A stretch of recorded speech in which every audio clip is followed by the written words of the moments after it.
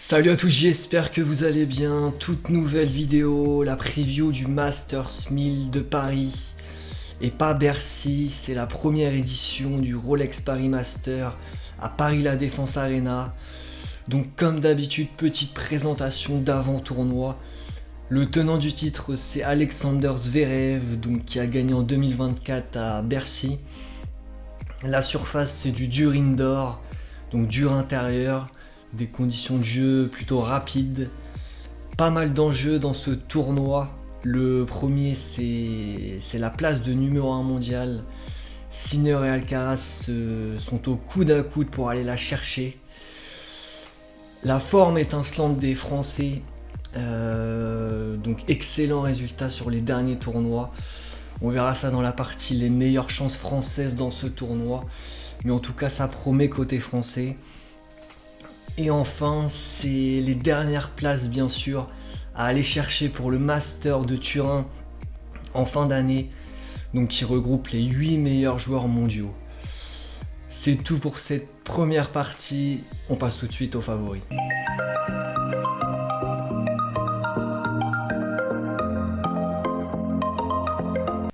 C'est parti pour les favoris et le premier pour moi c'est l'Espagnol Carlos Alcaraz, même s'il n'a pas joué ces dernières semaines, il n'a pas fait le tournoi de Shanghai, le Masters 1000 de Shanghai. Il reste sur une victoire à l'ATP 500 de Tokyo. Et là-bas il a vraiment pratiqué un très très bon tennis et je pense que ces quelques semaines de repos lui ont fait beaucoup de bien. Et qu'il va arriver sur ce tournoi vraiment très en forme. Deuxième favori, c'est l'Italien Yannick Sinner. Donc contrairement à Alcaraz, l'Italien a énormément joué ces dernières semaines. Il a d'ailleurs eu un petit incident à Shanghai. Il a été victime de crampes, il était obligé d'abandonner face à Talon Grigspor en plein match. Donc surtout à cause des conditions de jeu vraiment dantesques, très chaud, très humide. Donc il arrive sur ce tournoi de Paris en ayant énormément joué. D'ailleurs il est en finale aujourd'hui à Vienne contre Zverev. Et très bon niveau de jeu pour l'Italien, en indoor c'est très solide. Et pour moi, il devrait, on verra ça un petit peu plus tard, mais il devrait rejoindre Alcaraz en finale.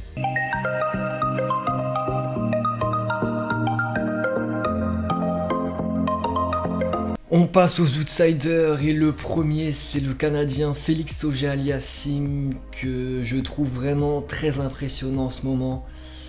Il est beaucoup plus régulier qu'en début de saison.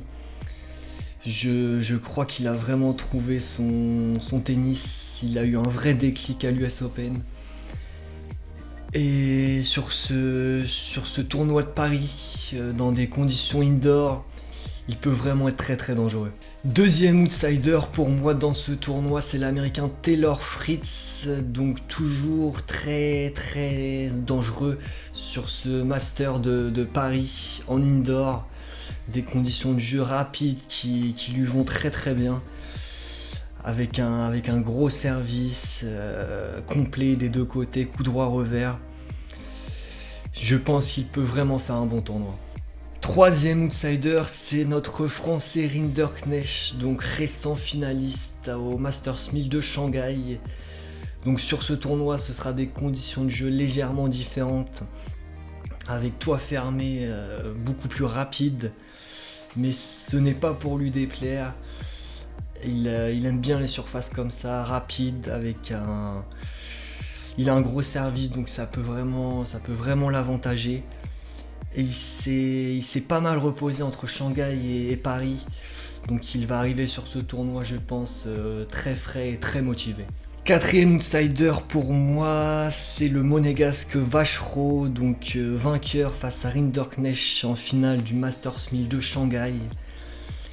Et lui, il a joué, il a fait le tournoi de Bâle où il a perdu contre l'américain Fritz au terme d'un très bon match.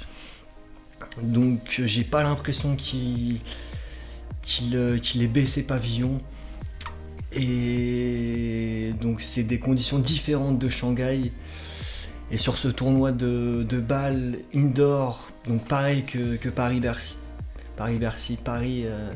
le Rolex Paris Master, il peut être dangereux. Je pense qu'il y a eu un déclic à Shanghai et pour moi il va confirmer sur ce tournoi. Dernier outsider, c'est le Kazakh Bublik, donc gros service, plus les conditions de jeu indoor. Il peut vraiment être très très dangereux sur ce tournoi. S'il a la motivation, s'il a l'envie, il peut aller très très loin.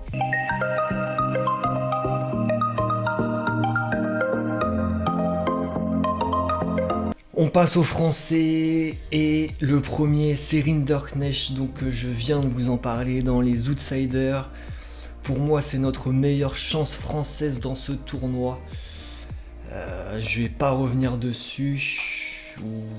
Avec la blessure d'Humbert, pour moi Humbert était légèrement devant en indoor, mais on va en parler, il s'est blessé au dos, donc pour moi Arthur est numéro 1 français sur ce tournoi.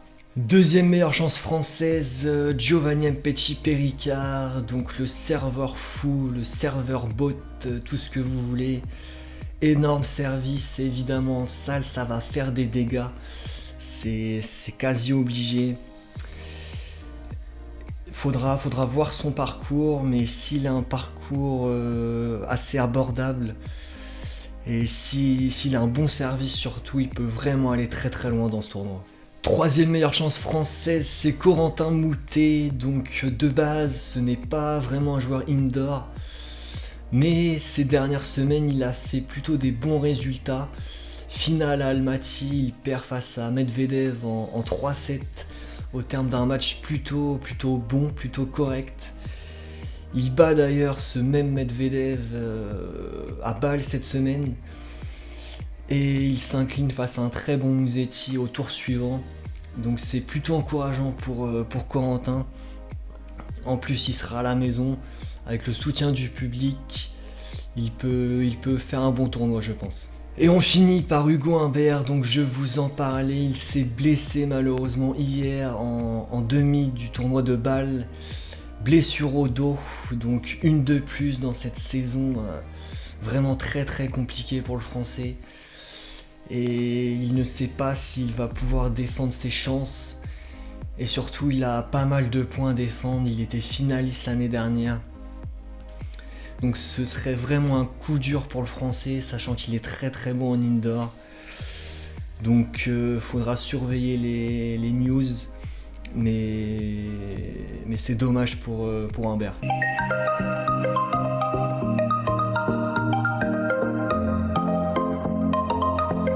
Allez, on est parti pour l'analyse de ce tableau. Et on commence par l'Espagnol Alcaraz. Donc Nori ou Baez au premier tour, ça devrait passer facilement. Le premier test pour l'Espagnol, ce sera face à Casper Ruud ou plutôt Félix Auger-Aliassime. Donc un match qui promet. Ensuite Taylor Fritz, peut-être face à Atman au premier tour, qui lui va jouer un qualifié. Donc premier tour ultra à piège pour Fritz. Atman, on le rappelle, demi-finaliste au Masters 1000 de Cincinnati. Donc pas évident pour l'américain. Et son premier test, ce sera probablement face à Demi-Nord un petit peu plus tard dans le tournoi. Ensuite Giovanni Mpetshi Péricard. Ah non, Bublik avant. Donc Bublik face à Popyrin au premier tour, ça devrait passer. Avant un choc face à Moutet au deuxième tour. Un match qui sera super intéressant entre deux joueurs un petit peu fantasques. Le premier test pour Bublik, ce sera peut-être face à Fritz au tour d'après.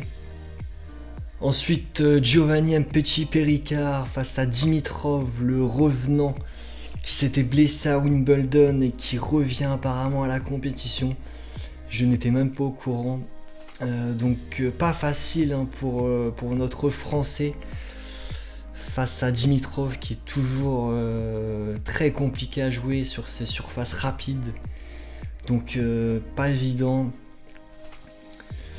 Peut-être Musetti au tour d'après, donc parcours semé d'embûches pour Giovanni. Humbert qui va jouer Davidovich Fokina au premier tour, donc comme je vous le disais, à voir avec sa blessure au dos s'il va pouvoir défendre ses chances. Je reviens en arrière, j'ai oublié pas mal de joueurs, donc Rinderknecht qui va jouer un qualifié au premier tour. Et potentiellement il pourrait rejouer une nouvelle fois son cousin au deuxième tour, mais son cousin affronte Lechka, donc ça sera pas évident non plus. Auger-Aliassime, pareil, il va jouer un qualifié au premier tour. Et son premier test, ce sera face à Ruud. Et avant Alcaraz au tour d'après. Donc comme je vous le disais, un match ultra intéressant. Et donc on termine par l'Italien Sinner, donc qui va jouer Mikkelsen ou Bergs au premier tour. Donc ça, premier tour tranquille, entrée en matière tranquille. Et son premier test, ce sera potentiellement face à Shelton, même si l'Américain est pas au meilleur de sa forme. Donc ce sera peut-être face à Cobolli. Et c'est tout pour ce tableau. Les demi, mon prono pour les demi dans ce tournoi. Donc je vois bien un Alcaraz Bublik et l'autre demi. Je vois bien, du coup j'avais mis Sinner Humbert, mais comme Humbert est blessé, ça risque d'être compliqué. Donc je vais partir sur un Davidovich Fokina, qui je pense, il est en finale dans un ATP 500, je crois que c'est à Bâle. Donc s'il gagne, il va vraiment arriver en confiance sur ce tournoi. Donc pourquoi pas. Donc je partirai sur un Sinner Davidovich Fokina, l'autre demi-finale. Et en finale, pas de surprise, je vois Alcaraz Sinner avec une victoire de l'Espagnol au bout. Allez, c'est tout pour cette vidéo, on se donne rendez-vous juste après le tournoi pour débriefer tout ça. Profitez-en, dernier Masters 1000 de la saison, avec pas mal de Français qui, je pense, vont briller sur ce tournoi. Sur ce, prenez soin de vous, ciao ciao.